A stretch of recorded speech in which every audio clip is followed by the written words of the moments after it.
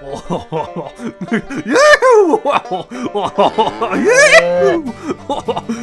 know which podcast to listen to? Tired of having your eardrums violated? You want to get rid of those stale pods once and for all? Well, come on down, fellas and folks, because we are the Afterlife's leading nostalgia podcast. Yes, sir, come on down here. We'll do anything. We'll joke around real bad. Point is, folks, we'll do anything to get your subscription. Hell, we'll podcast ourselves if we got We got 80s and 90s movies running all through us. And hey, act now if you want a free chuckle with every episode. Nah, you can't beat that, can you? Bring your little parts with you. Hell, we got plenty of poop and fart jokes for them. No problem with that at all. So say it once, say it twice, third time's a charm. And remember, we'll pod anything you want us to pod, we'll cast anything you want us to cast. Now come on down and listen to the podcast. Oh!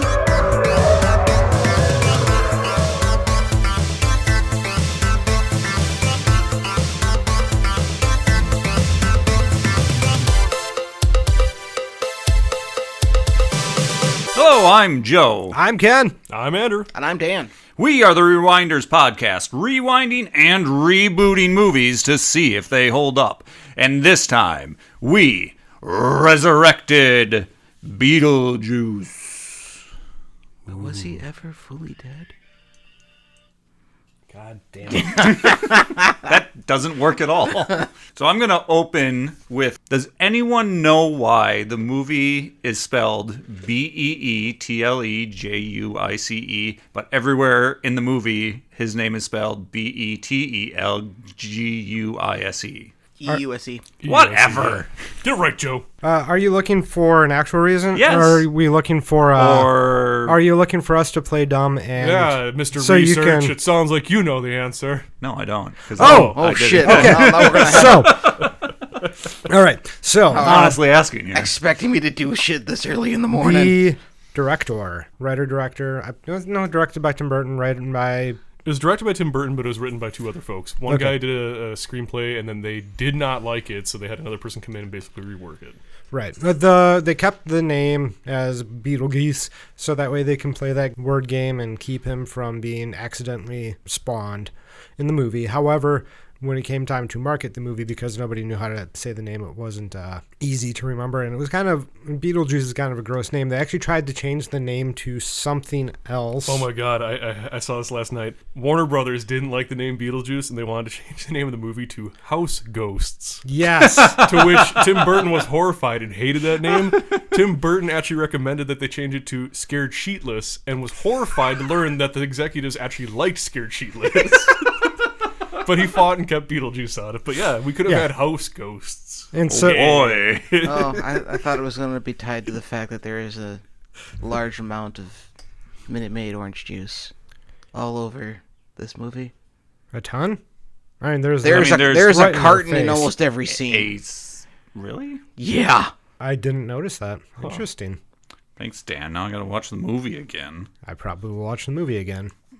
That's fine. Yeah, exactly. There, Whatever. there's I gotta fill it's, my yearly viewing. it's in the scene where he's trying to get Lydia to say his name. Yeah, because it's front and forward. Uh-huh. Yep. But it's all over the place. I feel Okay, like I'll she's take being your word purposely for it. obtuse. Who would look at that and be like, orange? I don't know. Breakfast? I mean, like, juice is the first thing that comes to mind, not those words. So when you think back to when you first watched this movie, or, because I know some of you didn't exactly watch it a long time ago, Hi. Hi. your first experience with the creative property, Beetlejuice. So if we can just go around the table and how did we become aware or watch this movie? Okay. As it's been known, and I don't really watch movies when I was a kid. I watched the same movies, but this is one of those movies I did not watch. I did occasionally view the cartoon, but the cartoon was filled with scary and disturbing imagery, which did not sit well with me. It made me very uncomfortable, so I would avoid that cartoon altogether, just like Ren and Stimpy and Rocko's Modern Life. Those shows are just disgusting, and that detracts from the entertainment value for me. And so for years, I just didn't watch the Beetlejuice movie because I just assumed it'd be more just that gross filler, and it just didn't seem like it'd be entertaining to me. And now you're into vor, so it's like you've done a whole 180. Yeah. Whoa. Wait a second. Hold up. Okay, that was a lie. I'm sorry. Okay. Whew. Just picturing yourself inside that sandworm mouth, huh? Oh, yeah. Oh, yeah. But, yeah, no, I watched it for the first time last week and again last night. And, oh, my. That is a fun movie. Was it different from your expectations when you were younger, what you thought it would be? Okay, so with cartoons, you can do a lot more and make it a lot more gross, but I think from what I remember, it was probably along the same line. So as a kid, it might have disturbed me, like Large Marge on Pee Wee Herman's Big Adventure. However, I think I would have been able to palate the movie because it wasn't as often as I thought it would be. I never saw the movie till just yesterday. Whippersnapper. I watched the cartoon. Don't get me wrong. I loved the cartoon. And I had no idea where any of the ideas for the cartoon had even come from. I really enjoyed the cartoon. And now you're into good, wholesome, non-vor entertainment. Yes. You've done a whole 180. Yes. It's a lie again, I'm sorry. God damn it. I started watching the movie and I was like taking notes on everything, and then I stopped so I could enjoy the movie, and I haven't done that in any of the recordings that we've done yet. Sorry you don't like movies, Dan. Maybe we need to pick better movies? Whoa. Whoa. Get it. Whoa. I seem to recall you picking The Rocketeer. I did. Because that was something that I had a fond memory of, and that was a fond memory of 10 minutes of that movie. See, but also, these are movies that you had seen in your past life. This is a new movie for you, and you weren't expecting Yes. much from I it, didn't probably. know what to expect. Was the movie like the cartoon for you, or was it different? Different. I would like. We'll have to get into some of these. There are parts of the movie that I wish would have made it into the cartoon. This was a staple in my house growing up. A lot of Michael Keaton between this and Batman. I have very fond memories of this movie. As a child, I loved it. I thought he was zany and wacky, and I loved everything about that. As a kid, I thought like the silly parts for me as a child were things like, the sets, the scenery, and things like that. Whereas as an adult, every time I watch this movie, I just keep picking up on more jokes and more like just kind of like throwaway visual gags that I hadn't seen before. So as an adult, it just makes me appreciate it even more than I did as a kid. But I've grown up with this film. It's always been a part of my life, so I always love coming back to it. So when did you start watching it? It came out in '88, the year I was born. Haha. Let's see. I guess I'd probably, if I had to ballpark estimate the first time I saw it, was, I don't know, maybe like when I was like 5 or 6 even. It is rated PG. It's Yeah, it's one of those rare movies that's PG with an F-bomb, but And a whole bunch of other things. oh yeah, a whole bunch of other things. But yeah, I didn't catch any of that as a kid. Like watching it again as an adult, one of the first things I picked up on was the foam grass in the graveyard scene and all that stuff. Like that just instantly brought me back, because as a kid I was just like, I don't know why that stuck out so much to me, but that was always something that just made me feel uncomfortable, maybe because of the texture, the way it looked. So just coming back to it was kind of fun watching that all over again. I'm assuming the reason why I enjoyed this movie as a kid and why I watched it so much was because I don't know if it's an unnatural obsession, but I had a slight obsession with death when I was a little kid. And this wasn't exactly in the prime time of my death obsession. more or less than Lydia. He resonated with Liz. I wasn't wearing all black, and I didn't dye my hair and put on white makeup like Lydia does in the movie. But I definitely had some leanings of just sitting there all day when I wasn't in school, just thinking about it. Fair. Okay. Fair enough. Anyway, I don't do that now. I've doesn't done do a it whole every 180. It's not every day. I'm not now. lying. I have. I don't think about death all the time. But I figured that when I look at this movie and I'm trying to get in the head of myself as a kid, I assume it's because it's a very open conversation that's accessible to younger people that talks about death. Even though this is a very fantastical version of death, any version of death that we see in a movie is a fantastical version of death, basically. But this was, it's outside the realm of what a church will tell you death is. So it was very interesting to me as a kid. Well, yeah, I think for Well, it that depends reason. on how much money you're paying. Well, I mean, right off the bat, they're going through the manual saying that there's no mention of heaven or hell. So, I mean, they threw that out the window right away. So it's not trying to make a political statement in any way, shape, or form No, about religion.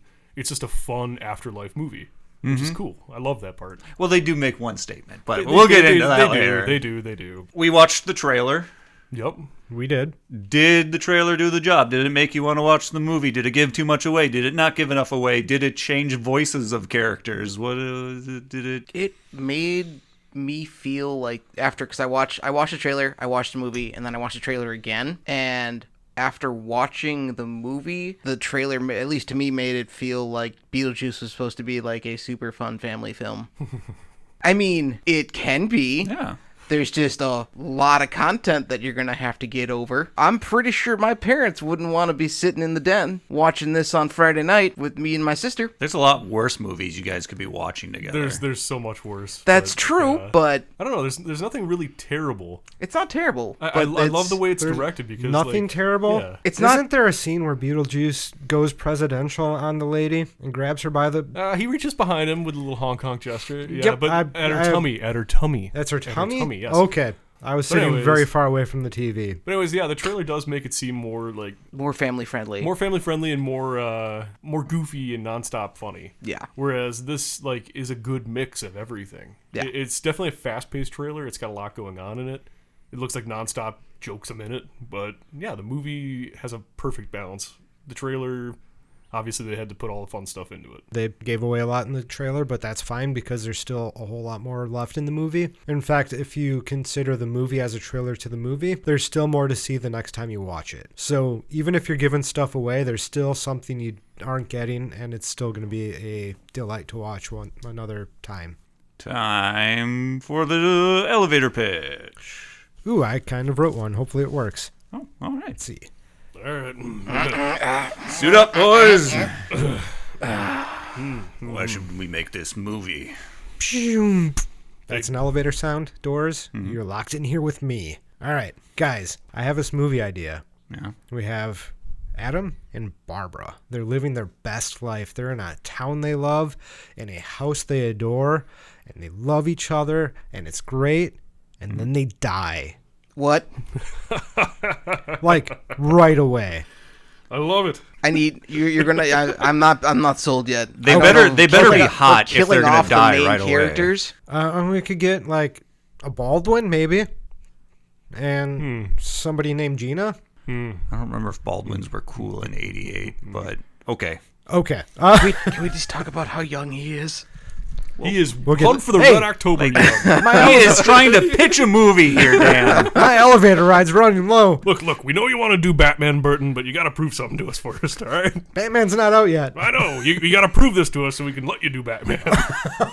All right. So they're dead. They're haunting this house they love now. They're still living there. And then in comes a family that wants to turn, well, one of the people in this family wants to turn this house into a horrendous modern art sculpture filled with the most atrocious things that Tim Burton can think of. I like modern art. Oh, no, this is the bad kind. Oh. Even if you like it, Adam and Barbara don't like it, so they want these people out. And they're willing to go to any length necessary to get them out, even if it means enlisting the help of the worst option, Beetlejuice. Beetle what? Beetle what? But that's the end. Okay.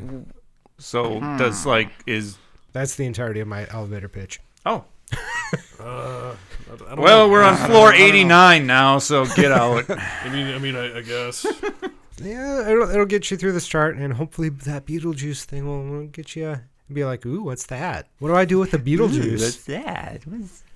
Sounds disgusting. Beetlejuice. Yeah, and basically you're following Adam and Barbara the whole time, and Beetlejuice shows up eventually. Actually, pretty quickly. Everything happens pretty quickly in this movie. It really does. Yeah. How does he end up in the table? They die, so then he sets up shop in their little fake cemetery to He wait sees for them in the newspaper, in the obituaries, and goes, "Hey, I'm gonna go mess with those people." Got it. But then he's banished to their table. He can't get off their table unless he's... Yeah, that. There's a lot of rules in this universe that are not Don't you explained. worry about that, baby. It's all okay. I'm so uncomfortable. I need a shower. Just let it happen. Let it happen. Let him be on your table. So he is definitely Mr. Hands in a scene, and he is definitely going after an underage girl at one point. attempts which to marry her. At least he tries to make an honest woman of her, but... Which, do we remember the honestly- cartoon? Do we remember the cartoon specifically? Like, what is the difference between this? Like, in this one, he's very, very handsy with her and, like, trying to get with Lydia. The But cartoon is they're, like, it's friends, super almost. wholesome in comparison. Yeah. Like they don't explain. I don't remember the series from the beginning. I just remember bits and pieces. And actually, I'm really glad that the Blu-ray had a couple of episodes for the TV series, at least the one that I had on it. All I remember is that he had a snake for a tongue in the And that's TV unsettling to young Ken.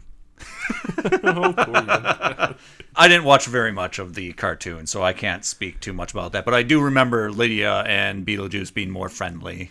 Yeah. Yeah, it was more like going on He was adventures like- Oh, yeah. versus, He was the undead uncle. Well, he going still on- kind of going- is the undead uncle in this, the But creepy uncle. He's the creepy uncle that you only see on like one holiday a year, and you most make of the time sure he's- once you he mo- starts drinking, you keep him away from the teenage girls because Yeah. he starts saying things, and it's like, stop Can you being just gross. Stop. Can we talk about the balls that Adam has dealing with a palm-sized spider? Oh my god, yeah. He just Like picks it right he the just fuck picks up, that stares thing at up, it. carries it outside.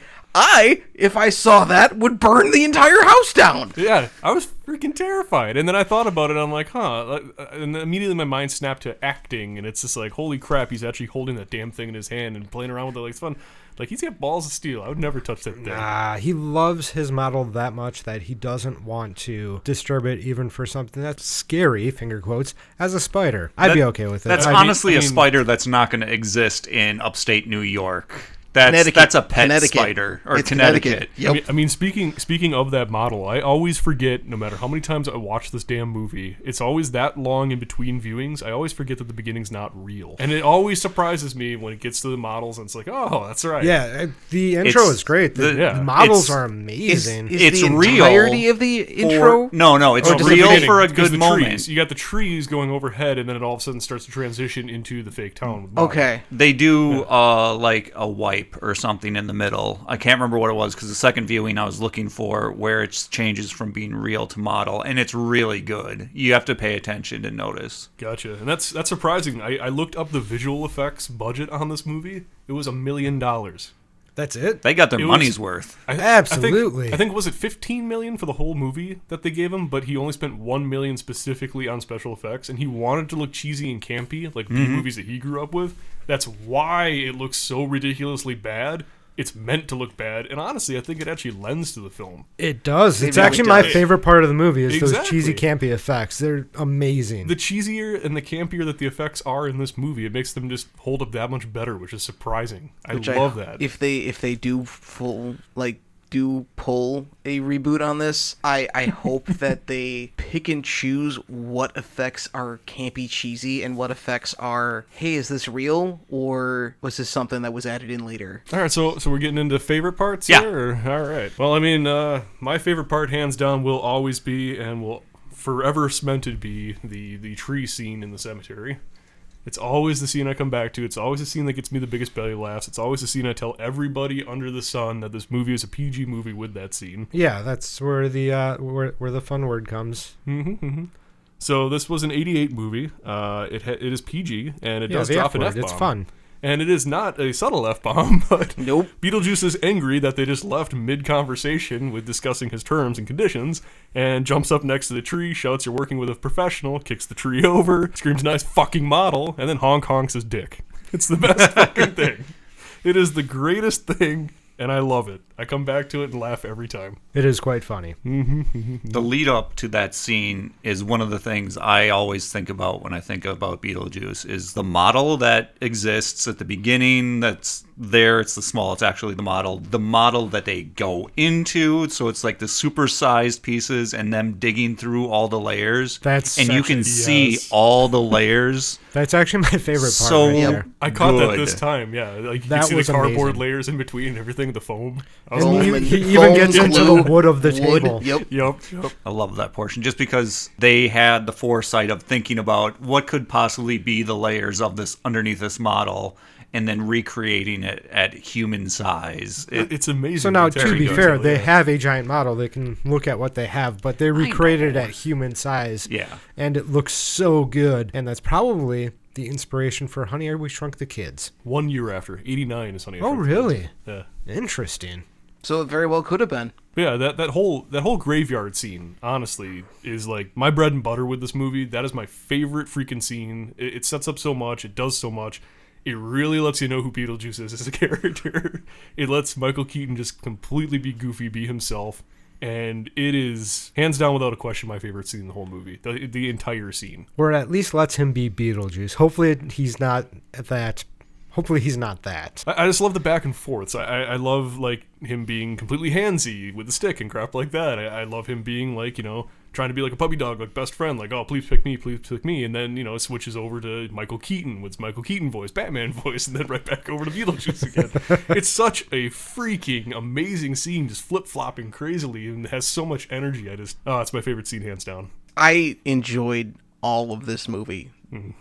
So glad you did. I was worried. I went in just going to grab the notes that I could grab and call it good, but I stopped taking notes, and I had to go back and rewatch scenes and things, so I had notes to talk about, because at the end of the movie I had 2 notes. One was the spider, which we've already covered, and one is another one, which we'll cover later. Why are we putting it off? Well, it's a bad note. Oh. Yeah, we're talking good notes right now. Dan's gotta slag everything down. I don't know how you can follow the format. I don't know how you can find a bad note in this movie. Everything I don't know. is great. And I don't know how you can just, like, dull it down to favorite parts, too, because the whole movie's my favorite part, essentially. Yeah. I guess the most memorable part's going to be that graveyard scene. Yeah. But there are so many good parts. There's Juno, their guide, when they come back from, and they're like, oh, it's been 3 months. I almost gave up on you. She was great.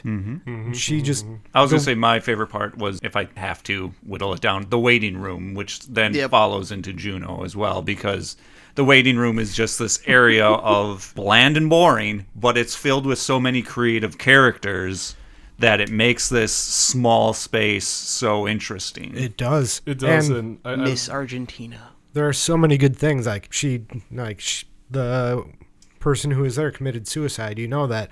Then later, the... Otho's throwaway comment. Otho's throwaway comment. Those who commit suicide become civil servants in the afterlife. I was like, oh man, that second view, and that's something I picked up on. I was like, oh crap, that's something it makes you think. Did that guy throw himself in front of the car that's taking people through? Right. Did like everyone Juno who's working there slice her own neck open? Right. Then it's just God, I got such good laughs out of her smoking. Yeah, they're like.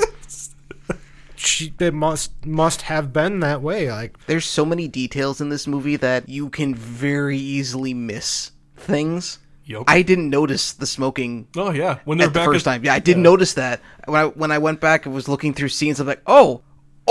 Yep.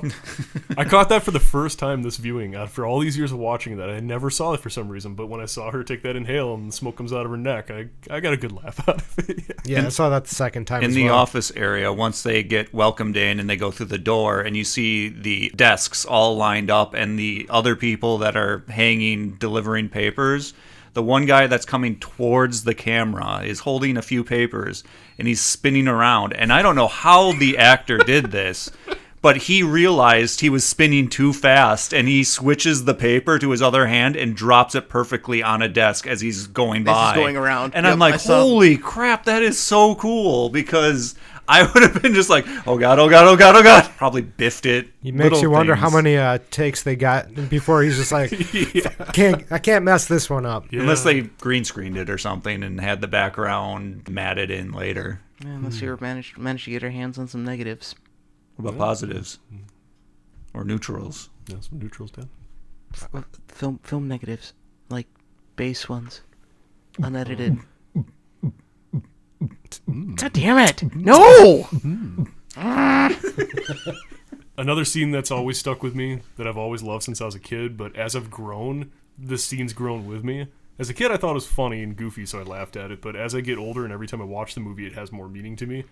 It's the scene where they're trying desperately to scare... Delia, thank you. Delia, where Charles, and Lydia, right? Yeah. They're trying to scare Delia while she's sleeping, and Lydia's in her room thinking that her parents are having sex, and it's just the weird, like, moaning and groaning. As a kid, I thought it was funny, But as I keep getting older and keep watching this movie over and over again, it just makes me smile and laugh even more because the sounds are just, with the context, it's so unbelievably funny because it sounds so awful. And she goes upstairs to go chastise them. They come up. People come out who she thinks is her parents under sheets. She's like, I don't care if you're into this weird stuff. Just leave me out of this. And that Polaroid camera, man. Oh, yeah. Like, Those bam, bam, bam, bam. And those develop quick, too. So fast. Hands it up, yeah. Now, if this were the internet age, that would have been up on Snapchat and out on the internet before we could have blinked twice. Before she even noticed there was no feet. And that's how you know it's a ghost.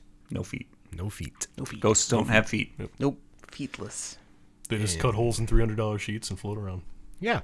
I wonder what the thread count on those were. So on that same note, Thread count doesn't matter, Dan. It's just designed by the man to make you pay more money for sheets. so the camera can't see their feet. Lydia can see them because of some.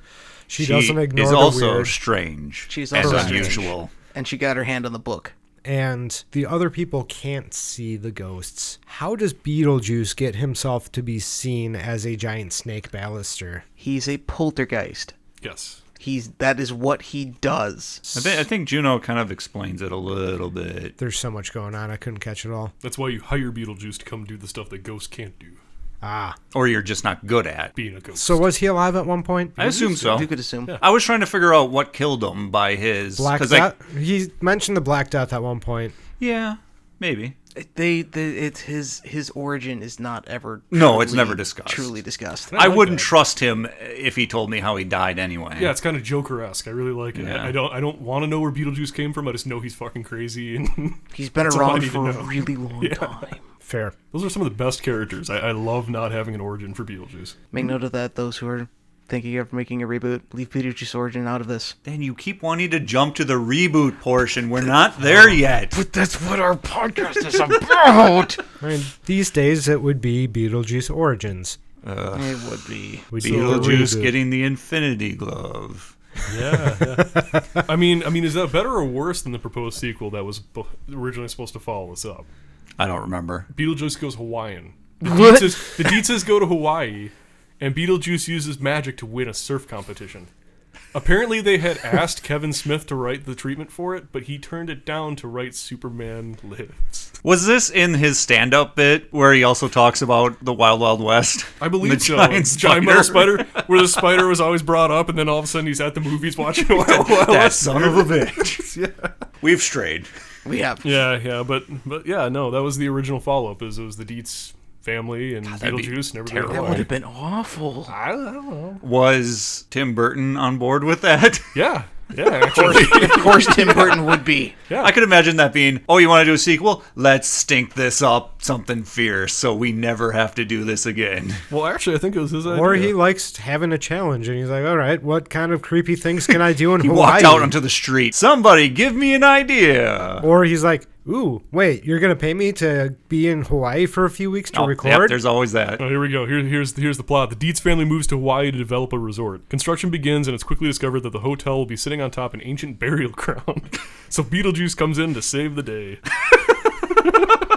My God. And this is where Beetlejuice becomes their personal Haunting? haunting friend. Can I you call mean, him a friend? It that's- sounds like they're that's kind of starting what to they get into business wanted. with him, but man, you got to keep a tight leash on him. So when I was younger, I didn't really pay much attention to certain things in this movie that, as an adult, stick out. Like, one of the things is Harry Belafonte is all over this movie, so I must think that they wanted one of his songs or two of his songs, and then realized it's the same cost to get like 5 of his songs. It kinda Let's fits just get the 5 tone, of his yeah. songs just and buy just an sprinkle entire them everywhere album. because these are good songs. Let's just put them everywhere. Yeah, for sure. Sure, absolutely. And the songs fit. They fit the tone perfectly. I love it. Did any of you notice that in the I don't know, because I have that goofy French Canadian Blu-ray, there is a audio only option or music only. It cuts the vocal tracks and the special effects tracks and only plays the background music for the entirety of the movie. That's almost worth going to check out because Danny Elfman was fire for this movie. I mean, every scene with his track I was obsessed with. Katie and I went back and we watched half the movie. I couldn't do it because I need to have vocals. I'd check it out just to see what like. There is a lot of Belafonte. Now, a lot. More than I noticed the first time. What if you do that, turn the entire movie black and white, and then put word frames in between on the important words? If you wanted to take the time silent film it, you totally could. See, there's a very good contrast to this, and I'm glad you brought it up, Joe, because all of that mixes so well with this movie and really does provide it its theme, essentially. It's got that feel to it. And when I think of those songs and when I think of that music, it brings me back to Beetlejuice, and it just kind of fits its overall image that's going for.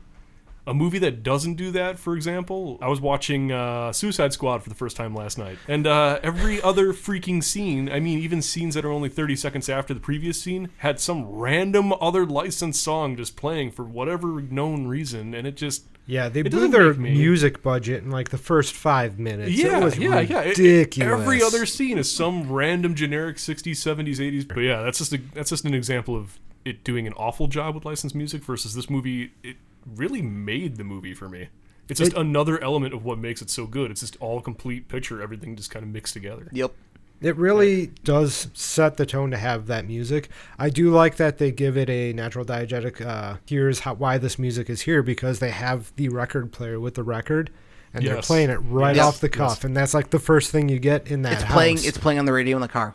And on the radio in the car, like, it doesn't just come out of nowhere. This is what this house is about, is this song, this kind of music. It's their character sound, basically. Mm-hmm. Yeah. Gives them that kind of fun feel to them, but then when you mix it in with like a weird haunting, which is just music by Danny Elfman, and it's fantastic. Yeah. So good. Take 10 minutes and watch just a couple of scenes with the audio track edit on. The tubas were never so happy to have a major portion of music.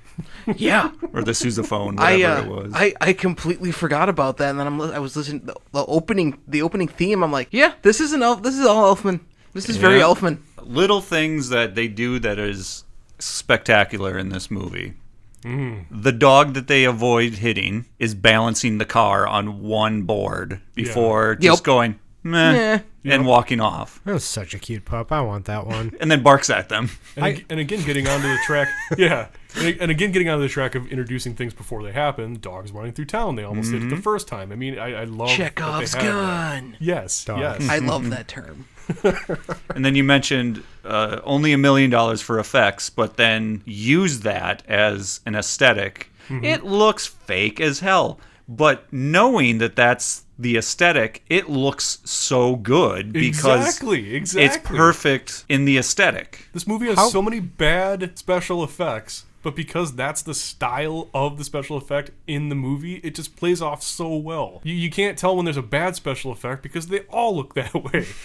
I mean, nowadays you have CGI, basically. You have, like, you can tell where a scene is maybe more heavily edited than another scene, or something doesn't quite add up and match another scene prior to it or later on.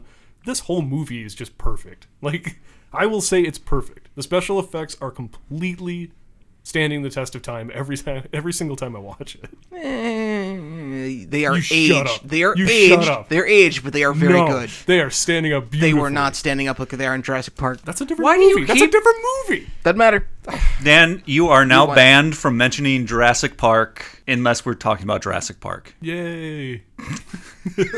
Fine. Alec Baldwin also changes the bridge on his model to have a busted out section. Yes, yes. Did he? Or did the... No, he was working on it. He was working on the bridge when Lydia was trying to put the skeleton key in the door. That's when he dropped everything and ran over to the door to hold it shut. I didn't catch that. Okay. Yeah, he was adjusting the bridge to model after their deaths. That was amazing. That's a good way to cope with your... And it's also really nice that they have the house right up on top of the hill so they can see the entire... Oh, for sure. The entirety of it, so he can make the changes. Except for the cemetery, because he couldn't figure out where the plots were. Yeah, that's fine. That's fine.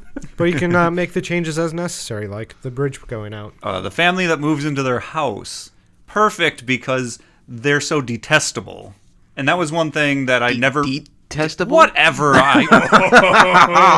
You don't like them, obviously. I mean, even though Charles is such a pushover for Delia, and you hate Delia, you kind of hate Otho as well because they both have such bad... They feed off of each other, and it's disgusting. It is disgusting. Their taste is so horrible. Disgusting. Which I didn't catch as a kid is intentional. Mm-hmm. Their style is intentionally bad just so you hate them more. Mm-hmm. And you like the country kitsch. Oh, God, not quiche. Country kitsch. Kitsch. I like Charles. Charles was cool. Charles is a shell of the man he was once. Oh yeah, for sure. He can't even close a business deal now or anything else like that. But he's just trying to relax. Damn it. Just let the poor man sit. Yeah, he just You can wants do to whatever you sit. want. Just leave this room. Yeah. And then everyone keeps interrupting him in his quiet space. Nope. Which is a magical time to show what people did prior to having smartphones. Yeah, they read Like bird watching. bird watching, reading magazines. Yeah. Wandering around, poking books. I love his surprise too when he whips open the magazine, starts reading it initially, and the subscription cards start falling on him. And there are so many of them. That had me laughing so hard because it's a reality after a certain point. Yeah. There were like so many things that just fell out of every magazine. Man, that's a thing of its time. We don't have that anymore. Not really. No. We still have magazines. Not like I don't Nintendo Power's gone. I used to get Nintendo Power all the time. That ended 4 years ago. Lego Magazine's still a thing, but not like it used to be. Thinking magazines that I was signed up for when I was a kid. I had a subscription thing for information about the universe. I like the football team too. Oh yeah, Yeah. the constant coach reference. Coach, So good. I don't think we survived the crash. You don't say. Dan, here's your Yep. moment to shine. Oh. Okay. Oh, what? No, Okay. you got something? Yeah, well, I've got things. I have a few things. Just trying to figure out where to put them. When we were saying earlier about the ripping the face off, how did they get into doing the ripping the face off so quickly? That's what I was gonna make a note of. When did they learn that they could just do that? I guess this is know a good tramp thing. I think what you're trying to get into was what things we didn't necessarily like or didn't work for us in this movie. Yeah. Is that where we're Yeah. at now? Okay. All right. Well, how did they get into doing that? Like they're dead and all of a sudden, ooh, body horror.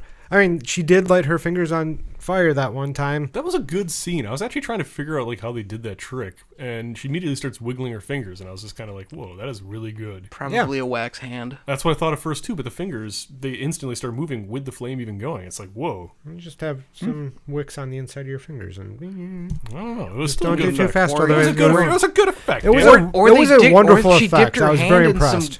Some lighter fluid, and it wasn't like if you It didn't do look- that, the lighter fluid burns off. It and you wasn't- don't- But then her whole you don't- finger would be on fire. Yeah, it was just the tips of fire. Like there were lighters at the tips Yeah, of her it was like fingers. little So it was candles. very, It's very good. good. yeah. But I agree. like- How did the Maitlands learn that they could just edit Cut themselves? each other's head off and hang each other. I mean, it's great. It's funny. Like it works really well in the movie, and I'm happy they included it because it's like we're doing all this body horror. Why aren't they reacting? Oh, that's because they can't see you. Which bring that up here in a second, but you don't exactly get a feel for the fact that they knew that they could do that. I think it's because the course of time gets lost. But we did have inside the film keeping us. That was They were making callouts to time throughout the movie, right. but the way that the movie flows, you don't know how long time has been between those callouts. Right. You know how time is working in the real life? You actually don't know how they're experiencing time. We're obviously not with them the entire time they're there. So, Adam I mean, Adam was down in the sandworm pit for 2 hours. yep, 2 hours. Saturn. It's implied that Saturn has sandworms. Fine. It's Saturn. And why is Saturn out the door? Why is I don't know. But Beetlejuice looks her up and down. He's like, "Oh, I've been to Saturn. Okay. Sandworms ate him, right?" Like that's a whole thing. I find it hard to pay attention to what he's saying. It's hard for me to understand him, so I just kind of ignore what he's saying. So I'm glad that you're giving me these words because I did not catch that at all. Yeah, no, Saturn. That's so good. Because then there's that other scene later on in the movie where it's really overly done, but it kind of pans up in the sky a little bit, and there's other planets out in the atmosphere. Yeah, but it's supposed to be Saturn that they go to on the sandworms. Gotcha. That makes sense. No, Now, it doesn't. No. No, it doesn't make It's just, sense. it's just Saturn another is- wonderful detail that the movie Yeah. will never explain. On that Yeah. note, yeah. the special effect for the sandworms, where he's there and the sandworms attacking him, super cheesy. You can see the lines. How do you feel about that versus the Rocketeer flying? I like it because it fits the It aesthetic. fits the aesthetic. It's meant to look ridiculous because that's how he wanted to look. It fits. Yeah, exactly. Yeah, I just thought it was funny that we're ripping real hard on a minorly bad last episode, and this one We're just gonna let it slide. we're gonna let it There's- slide because there's it is nothing wrong with so that good. guy. It's a hand puppet. It's a hand puppet. I just like when Gina Davis like smacks its face a little bit and it helps. So they can do their body horror. They can make modifications to their faces, and they do that later in the movie. Like he pulls his face. Juno says, "How are you gonna do this?" And so he like pulls his face out, and she slaps her eyes into her head, and they come out her mouth, and they both got these beaky, weird faces going on that's supposed to be scary. Who are they trying to scare? The only one who can see them is Lydia. Maybe they learned how to be seen. Because immediately following that, they learn how to actually like interact with Yeah. them. Because then they have the whole scene with the shrimp bowls, which scared me as a kid. They actually make them dance and possess them essentially. So Yeah. they're learning at a rapid rate. That is I like that scene. That was fun. Again, it's ghosts doing stuff, spooky, but in a very approachable way for anyone, except Right. for shrimp hands. They hadn't given Shrimp the- hands kind of Yeah, it pushed the scene over a little bit on me. They hadn't given the impression that those two could be seen, though. Maybe once the exorcism came through and like they could see them and be like, "Oh, these people are real," then maybe they could see them in the future. I could see that, but they hadn't really given the impression to me that those two could be seen. We never got the opportunity to see what they were going to do. And I feel like maybe there's a lot on the cutting room floor that we didn't get to see, and we need a director's cut. Maybe. We probably would have already gotten it at this Yeah, point probably. if a director wanted us to have It's it. only been 32 years, Only right? Or is it longer than that? 42? It's gone from 32. Lydia. 32. I'm 31. I'm This not movie that came old. out a year before I was born. It's gone from Lydia being my first introduction to a childhood crush, essentially, to now she's as old as my parents almost. We need a sad trombone sound effect right here. And now she is the parent Oh. in Stranger Things. And fucking delight. The world needs more Winona I mean, Ryder. on that. So Yes, was Michael yes. Keaton a thing before this movie? Yes. Yes. What was he in before this? I should have looked these up. I don't remember what he was in, but he was a thing. What Let's we're look reading. up these names. The reason Like, why I say he was a thing is because in the title sequence, which I found very funny this time round, was and with Michael Keaton as Beetlejuice. Yes, It's like whereas- they couldn't Okay. sell this movie on Beetlejuice. We need to say, stick around. It's Yeah. gonna be Michael Keaton. I laughed at that too because if you look at the Blu-ray cover, no mention of Winona Ryder, no mention of Catherine O'Hara, anybody else. It's just Michael Keaton is Yeah. Beetlejuice. Whereas Yeah, in the so movie itself, it's everybody else, and then just that. There's- Oh yeah, by the way, Beetlejuice is Mike Keaton. Yeah. yeah, we got Keaton. In There's this so too. many big names in this movie, or they're big names right now. I have no idea who was big before this movie, but those were some very good gets for these movies. Yeah, and for This sure. movie, and it definitely helped. So yeah, Night Shift, both Night Shift and Mr. Mom were far earlier than this movie. Oh, okay. Mr. Mom was Mr. Mom was 83. pretty big. Yeah, Mr. Mom was 83, Night Shift was 82. Yeah, so he was in a bunch of stuff before this. What an interesting choice. Johnny Dangerously. It's a pretty good, funny spoof gangster movie. I don't think I've ever seen that. Oh, it's got some funny stuff. It's pretty Well, funny. I'll have to see if I can find a copy. I guess if I had only one complaint about this movie, if I had to think of anything, not enough Old Bill the barber. Every time I watch the movie, it makes me chuckle. I love how he just completely doesn't even realize Adam's still not there. And he's just telling this whole story about this kid who came in with hair down to his goddamn shoulders.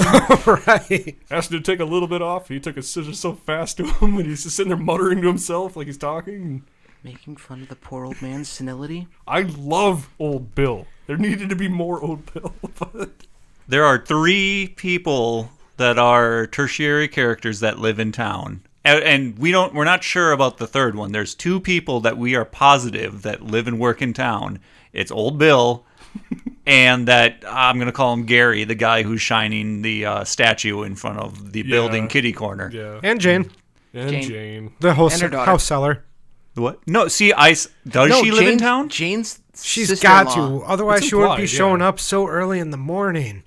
But she's also supposedly their relative? Sister-in-law. Sister-in-law. Someone's That's what it was. sister-in-law. That's Okay. what it See, was. but I'm just saying that there's no hard evidence she lives in that town. So you got the barber, you got the guy shining the statue, and what you're saying is these are the youngest people in town.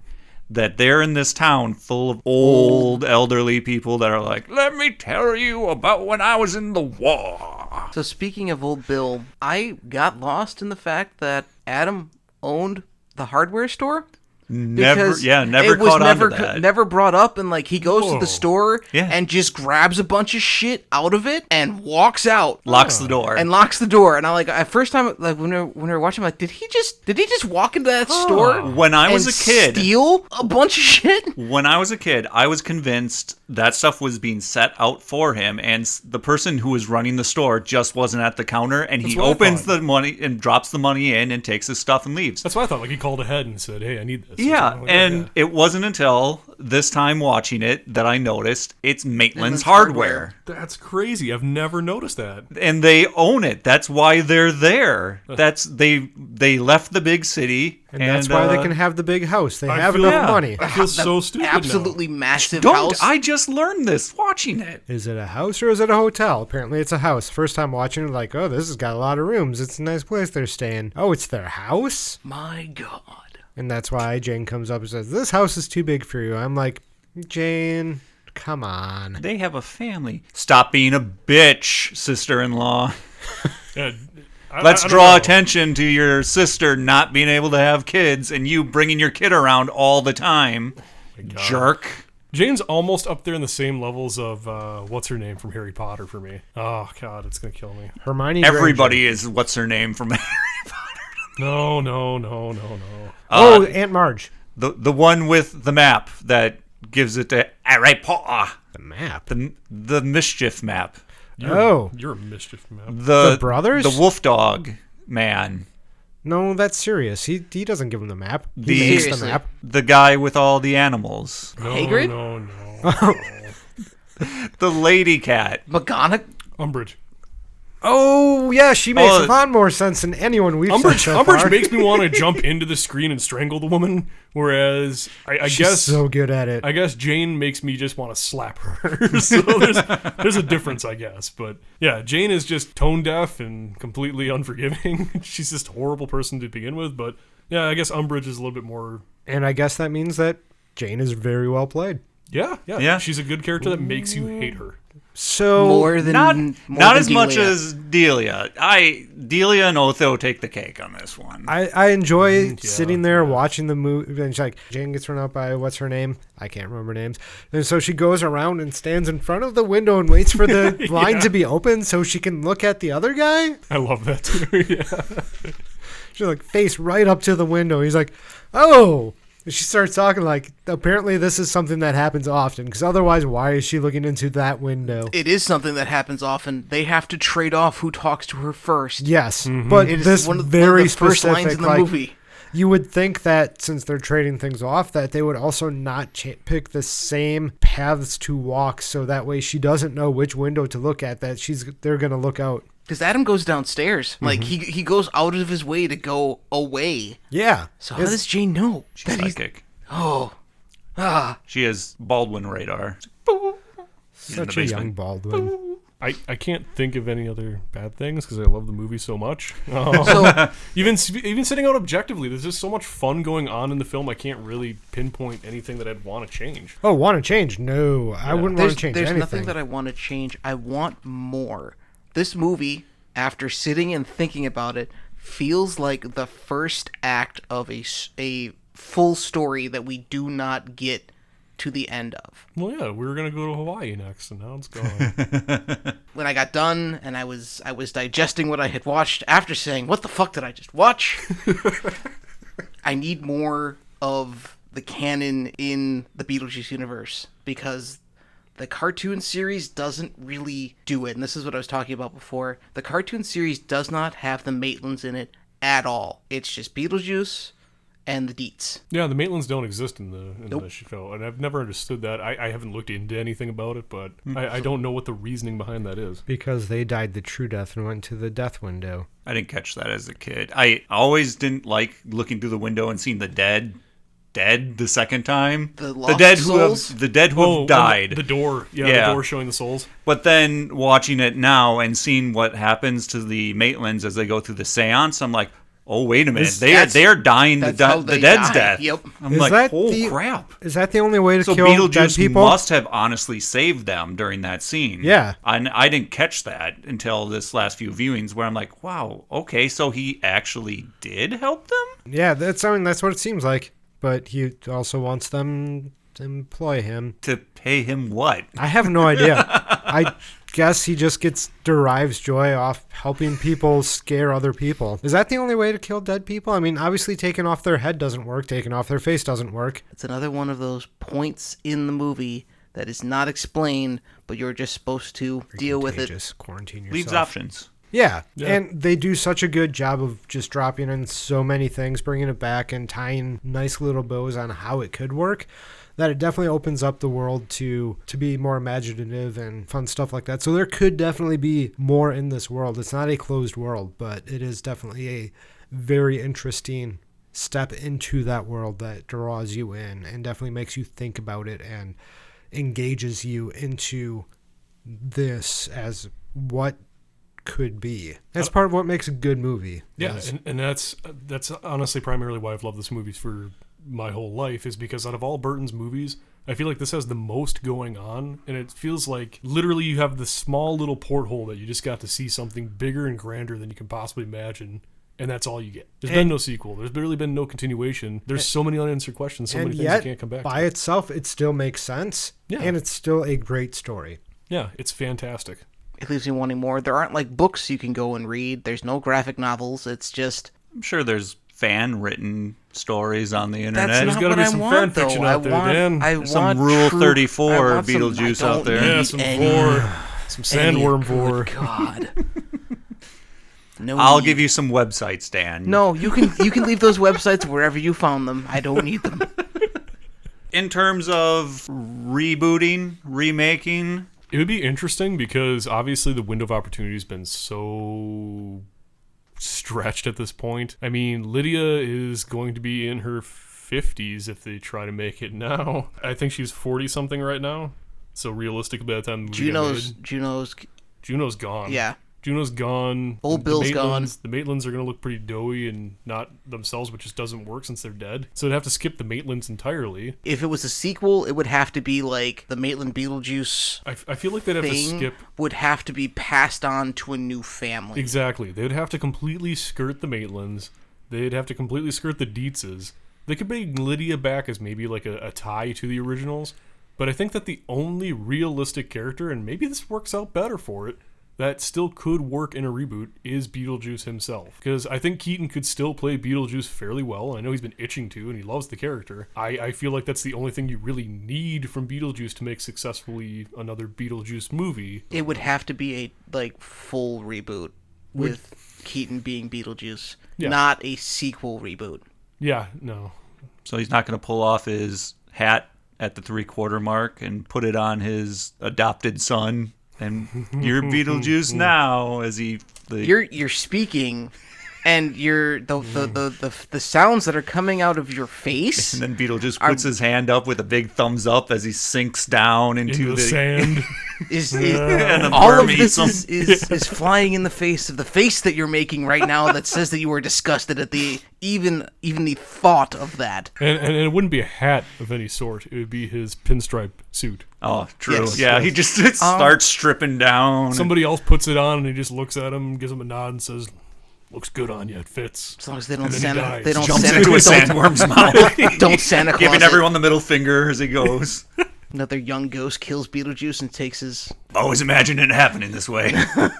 It'd be a 20-minute death scene of him just talking and slowly dying. So in order for me to get on board for a reboot, I think I would need the same camp, just updated. So the same level of like visuals to keeping the sandworms being what they are and not some CGI super sleek, Realistic scary, realistic thing. I want it to still be that cartoony yet Stop-motion real claymation, yeah. thing that exists in order to, keep the visuals alive in that. And then also, I'm trying to think whether or not Beetlejuice, we would need to update his character a little bit. No, that's what makes him so charming. As Dan says he goes into Dante's Inferno.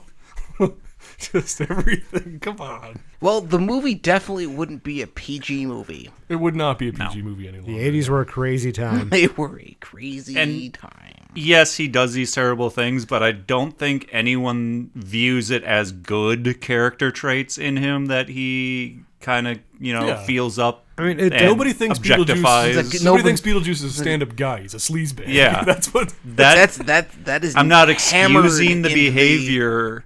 I'm just saying it's the character.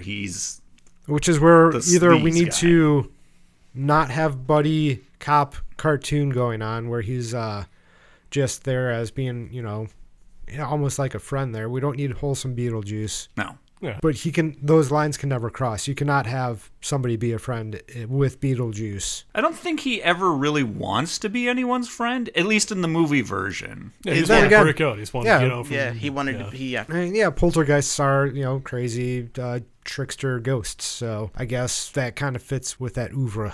Has anybody been able to find a Zagnut candy bar? I've got this movie candy bar thing. Like after watching Stargate, I was obsessed with Fifth Avenues and things like that. I always have to find the candy bars from movies and eat them, and Zagnut's next on my list. $20 for an 18-piece box on candywarehouse.com. I don't know, pull that fly in pretty quick. No, help me.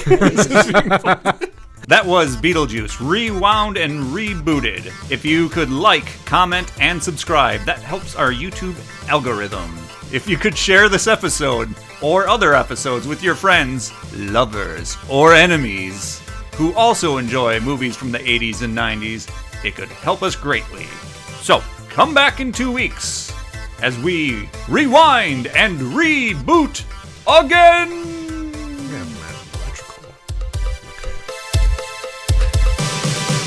Bye, babes.